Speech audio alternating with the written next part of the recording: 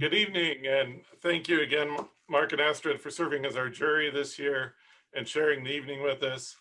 I'm William Helm, Principal Architect with In Situ Architecture, and tonight I'm going to share the story of the Pottery House, which is located in Santa Fe, New Mexico, originally designed by Frank Lloyd Wright. In 2015, a friend of mine called to say he had just purchased this house in Santa Fe, designed by Wright out of foreclosure, and asked if I'd be interested in helping him restore the home to its original glory. And my dumbfounded response was, yeah. So the Pottery House is one of the few adobe houses designed by Wright. It features convex curved adobe walls organized in the classical form of a Vesica Pisces, which is the mathematical lens shape formed by the intersection of two circles of the same radius. Coincidentally, it is a house originally designed by Wright in 1942 for a rural site on the outskirts of El Paso. Wright was commissioned by Mr. and Mrs. Lloyd Burlingham, who shortly thereafter hosted Wright in El Paso to visit the hilltop site they had just purchased. But unfortunately, as a casualty of the messy separation and divorce of the Burlinghams, the El Paso house remained unbuilt during Wright's lifetime. However, in 1985, Wright Fellow architect Charles Montooth site adapted an enlarged version of Wright's original design for a site on the escarpment hills overlooking Santa Fe. As one of Wright's well-published circular designs, the Burlingham House was featured in the Unpacking the Archive exhibition in 2017 at the Museum of Modern Art in New York, celebrating Wright's 150th birthday. This occurred after the transfer of Wright's archive from Taliesin to Columbia's Avery Library. The Burlinghams were publishers of an El Paso-based Mexico travel magazine and first reached out to Wright in October 1941, requesting that he consider designing a house for their family. Wright responded to the Burlinghams' request in early December of that year and began working on a design that would be nestled into the brow of the Western Mesa sandhills overlooking the upper Rio Grande Valley. The design was oriented around an expansive eastern view that captured El Paso's Franklin Mountains and the outskirts of West El Paso and Mexico to the south. In a serendipitous turn of events, my friend who purchased the house had been childhood friends with one of the Burlingham's grandsons and had frequented Mrs. Burlingham's home as a boy.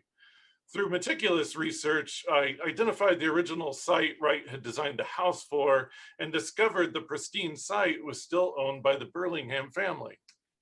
We established contact with Suki Burlingham, one of the surviving granddaughters, who shared with me that until his death, her uncle Atherton had held out hope for building Wright's design, and the family had thus maintained the property in trust for that reason.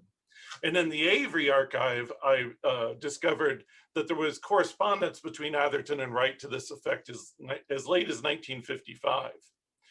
When Charles Montooth site adapted Wright's design for the Santa Fe site, he scaled up the house to over double its original size, rotated it nearly 180 degrees to face the western view from the escarpment hills overlooking Santa Fe. For the El Paso site, Wright had designed a circular terrace thrusting out from the living room to capture the views of the Rio Grande Valley. Bedrooms spilled out into a central court organized by the Vesica Pisces and taking advantage of indirect northern light, and the master bedroom open to a private exterior lanai. Wright implemented carefully considered strategies exploiting the use of indirect light and views while simultaneously protecting the occupants from the pervasive desert sun and the predominant western winds, but all of these were turned upside down by the Montooth site adaptation. To further complicate this reorientation, a Vesica Pisces opening was inserted by Montooth into the exterior wall of the lanai along the main entry approach to the house. To mitigate the effects of this reorientation, we designed two insertions into the project. On the first insertion, we collaborated with Santa Fe artist Greg Reich to design a privacy screen that fills the exterior opening of the lanai and a freestanding outdoor shower in the Vesica Pisces form, which occupies the space within the lanai. These pieces, fabricated from New Mexico travertine, woven stainless steel, and multicolored glass complement Wright's material palette. Montooth's reorientation directed the view from the circular terrace thrusting from the living room towards the view of Santa Fe beyond. However, this western orientation situated the terrace in the path of the setting desert sun, resulting in an unbearable afternoon solar exposure for the living room and the terrace. To negotiate this condition, we designed a second insertion that is a tripartite of steel trellises organized by the radial grid of the living room and the terrace. Anchored from columns situated outside the original structure, the trellises cantilever back over the terrace at a precise angle that protects it in the living room from the setting sun while maintaining the Santa Fe view shed. There's a unique plunge pool that was central to Montooth's design that is a circular pool which intersects the Vesica Pisces in plan.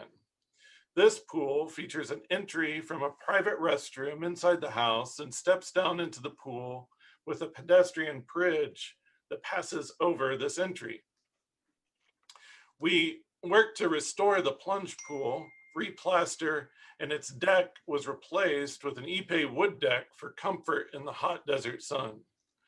The new deck was detailed and organized again by the radial plan of the pool to complement Montooth's design. Thank you very much. Arigato gozaimasu.